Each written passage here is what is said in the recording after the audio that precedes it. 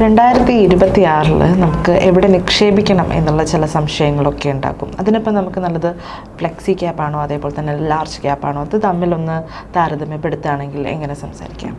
അല്ല, flexi ക്യാപ്പിലും large ക്യാപ്പിലും ഇപ്പോഴത്തെ ഒരു സിറ്റുവേഷൻ നോക്കുകയാണെങ്കിൽ ഒട്ടുമിക്ക ആദ്യം ഫ്ലെക്സി ക്യാപ്പ് എന്താണ് ലാർജ് ക്യാപ്പ് എന്താണെന്ന് പറയാം. അപ്പോൾ ലാർജ് ക്യാപ്പ് എന്ന് പറഞ്ഞാൽ ഇന്ത്യയിലത്തെ ടോപ്പ് 100 കമ്പനികളിൽ മാത്രം നിക്ഷേപിക്കുന്ന മ്യൂച്വൽ ഫണ്ടാണ് ലാർജ് ക്യാപ്പ് എന്ന് പറയുന്നത്. അപ്പോൾ ലാർജ് ക്യാപ്പിൽ റെഗുലേറ്ററി ഗൈഡൻസ് പറഞ്ഞാൽ 80% നിങ്ങൾ ഈ ടോപ്പ് 100 കമ്പനിയിൽ മാത്രം ഇൻവെസ്റ്റ് ചെയ്യണം എന്നുള്ളതാണ്. അപ്പോൾ മിക്കവാറും ഫണ്ട് മാനേജേഴ്സ് എപ്പോഴും ആ ഒരു 80%, ഇനി ബാക്കി 20% നിക്ഷേപിക്കുന്നത് ഒട്ടുമിക്കതും ഈ പറഞ്ഞ ഒന്നില്ലെങ്കിൽ ലാർജ് ക്യാപ്പിന്, അല്ലാന്നുണ്ടെങ്കിൽ ലാർജ് ക്യാപ്പിലുള്ളതായിരുന്നു, പിന്നെ ഒന്നും താന്നപ്പോൾ ലാർജ് ക്യാപ്പിൽ നിന്ന് പോയതാ, അങ്ങനെയൊക്കെ വല്ലതായിരിക്കും ഇൻവെസ്റ്റ് ചെയ്യണം. അപ്പോൾ ഓൾമോസ്റ്റ് 80 to 100% ഈ വലിയ കമ്പനികളിൽ മാത്രം നിക്ഷേപിക്കുന്ന ഇന്ത്യയിലത്തെ ടോപ്പ് 100 മാർക്കറ്റ് ക്യാപ്പ് അനുസരിച്ചുള്ള, എന്ന് വെച്ചാൽ മാർക്കറ്റ് ക്യാപ്പ് എന്ന് വെച്ചാൽ ഒരു കമ്പനി മൊത്തമായിട്ട് വാങ്ങണമെങ്കിൽ എത്ര രൂപ. അപ്പോൾ അങ്ങനത്തെ Reliance of the world, Infosys of the world, TCS of the world ആയിരിക്കും അതിൽ ഇൻവെസ്റ്റ് ചെയ്യുന്നത്. അത് ലാർജ് ക്യാപ്പ്. ഇനി ഫ്ലെക്സി ക്യാപ്പ് എന്ന് പറഞ്ഞു കഴിഞ്ഞാൽ അതിൽ ഈ പേര് പോലെ തന്നെ ഫ്ലെക്സി ക്യാപ്പാണ്. മാർക്കറ്റ് ക്യാപ്പിന് ഫ്ലെക്സിബിലിറ്റി ഉണ്ട്. അപ്പോൾ ഇന്ത്യയിലത്തെ മൊത്തം കമ്പനികൾ എത്രയാണ്, ഇപ്പോൾ ഒരു 4000 കമ്പനികളുണ്ടല്ലോ, അതിൽ നിന്ന് ഫണ്ട് മാനേജർക്ക് അങ്ങനെ ഇത്ര ശതമാനം ഇന്നതിൽ നിന്ന് പിക്ക് ചെയ്യണം അങ്ങനെയൊന്നുമില്ല.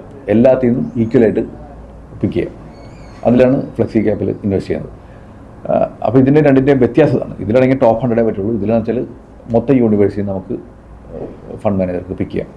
പക്ഷെ ഇപ്പോൾ റിയാലിറ്റി മാർക്കറ്റിൽ എന്താ നടക്കണമെന്ന് വെച്ചാൽ എല്ലാ ഫ്ലെക്സി ക്യാപ്പിലും ഒട്ടുമിക്ക ഒരു 75% മുകളിൽ ലാർജ് ക്യാപ്പിൽ തന്നെയാണ് ഇൻവെസ്റ്റ് ചെയ്തിരിക്കുന്നത്.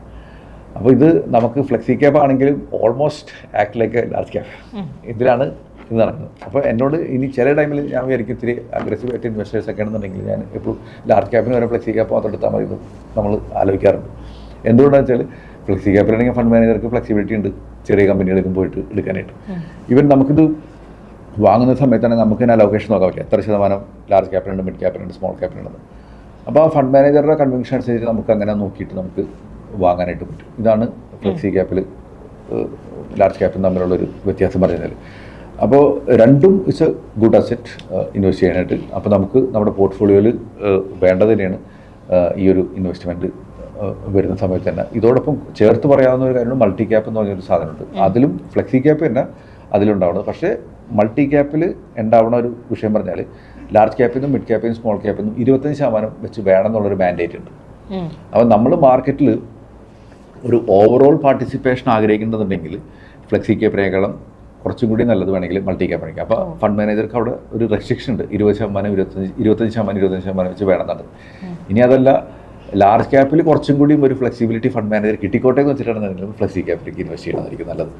അപ്പോൾ ഒരു വലിയ ഇൻവെസ്റ്ററാണ് ഇൻവെസ്റ്റ് ചെയ്യണമെന്നുണ്ടെങ്കിൽ ഈ മൂന്നും മനസ്സിലാക്കിയിട്ട് ഇൻവെസ്റ്റ് ചെയ്യണമെങ്കിൽ നല്ലതായിരിക്കും. ഒരു ചെറിയ ഇൻവെസ്റ്റർക്കാണെന്നുണ്ടെങ്കിൽ കൂടുതലും വലിയ കമ്പനികളിലാണ് താല്പര്യം ഉണ്ടെങ്കിൽ ഫ്ലെക്സി ക്യാപ്പ് ആയിരിക്കും കുറച്ചും കൂടി ലാർജ് ക്യാപ്പിനേക്കാളും ഒരു പരിധിവരെ നല്ലത്. ഇനി അതല്ല, കുറച്ചും കൂടി സേഫായിട്ട് പോകണമെങ്കിൽ ലാർജ് ക്യാപ്പ് മാത്രം എടുത്തേക്കുക. അതാകുമ്പോൾ 80% എന്ന് പറഞ്ഞ ഒരു മാൻഡേറ്റ് അതിലുണ്ട്.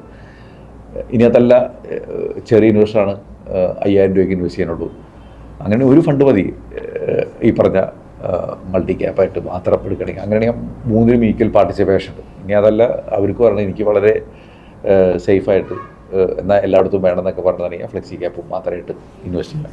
അപ്പോൾ ഇതെല്ലാവരും ഒരു ഇൻവെസ്റ്ററുടെ ബിഹേവിയറും ഇൻവെസ്റ്റർക്ക് എത്ര റിസ്ക് എടുക്കണം എന്ന് വിചാരിച്ചിട്ട് ചെയ്യുന്ന ഒരു കാര്യമാണ്. അങ്ങനെ ചെയ്യണമെന്നുണ്ടെങ്കിൽ ഈസി ആയിട്ട് നമുക്ക് ഇത്തരം കാര്യങ്ങൾ നമുക്ക് ചെയ്തെടുക്കാനായിട്ട് പറ്റും.